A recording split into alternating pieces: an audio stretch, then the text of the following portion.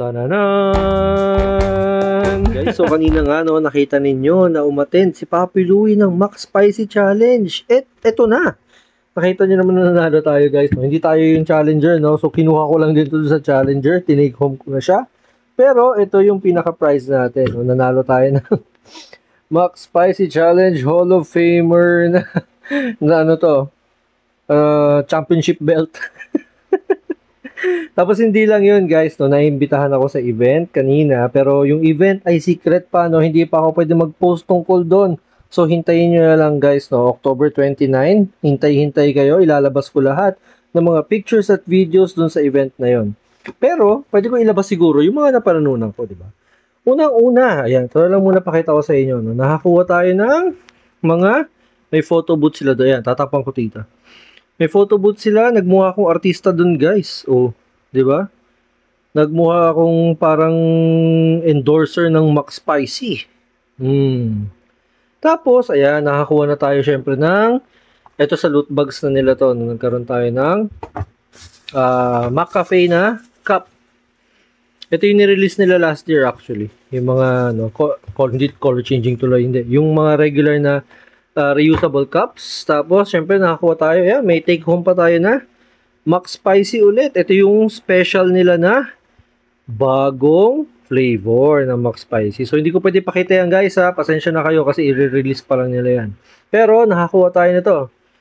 Yan. McDonald's na electric fan na merong ano pa. Ano to? Chicken. Mac Chicken fan. Oh, diba? After na Mac Chicken fan, nakakuha pa tayo ng dalawang BOG or yung kanilang BR guest para sa McCafe Iced Original and sa Royal McFloat nila. Tapos, nakakuha tayo ng dalawa to. Ayan, nakakuha ko ng dalawang Sprite X McDo na hot. Ayan, ako, niisip ko pa kung anong gagawin ko dun sa isang, ano, no? Dun sa isang piraso. Pero, ayan, napakaganda nyo.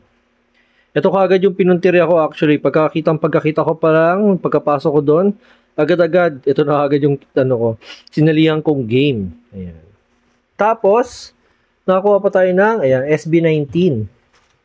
SB19 na parang tote bag.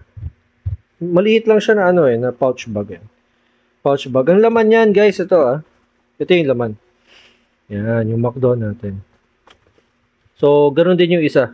So, dalawa na naman to. Hindi ko na naman alam kung anong gagawin ko doon sa isa.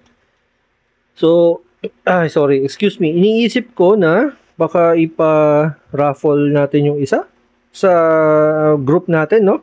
Sa Anik ka ng Tokwa na group. Lalagay ko na lang dito yung group natin. So, make sure na nakasali kayo dito, guys. Para kung pagtupakin ako, tapos i-release ko to sa inyo as a giveaway. Ayan. Kayo kagad yung makakaalam niyan. So, pasok kayo sa group namin.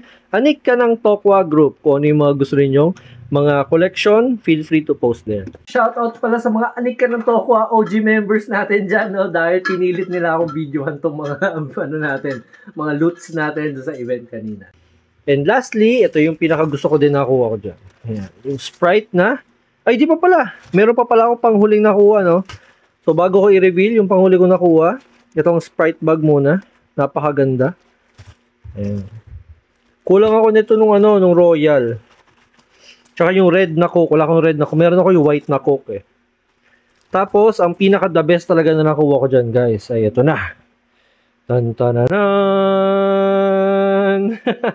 First time kong makakuha ng McDonald's na shirt. Nakalagay pa doon na I'm a Max Spicy Hall of Famer. So, isa na ako ngayon sa mga Hall of Famer ng Max Spicy and aabang-abangan na natin to, no? Guys, napakasarap ng Max Spicy talaga nila.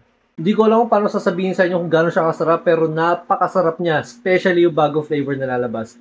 So guys, abangan ninyo, October 29, magpo-post si McDonald's dyan. Pag nakapag-post si McDonald's, magpo-post na rin ng Papi Louie ninyo ng mga kaganapan doon sa event na yun. So, yun lang po. Maraming salamat. Anik kayo ng Tokwa. Papara Papi.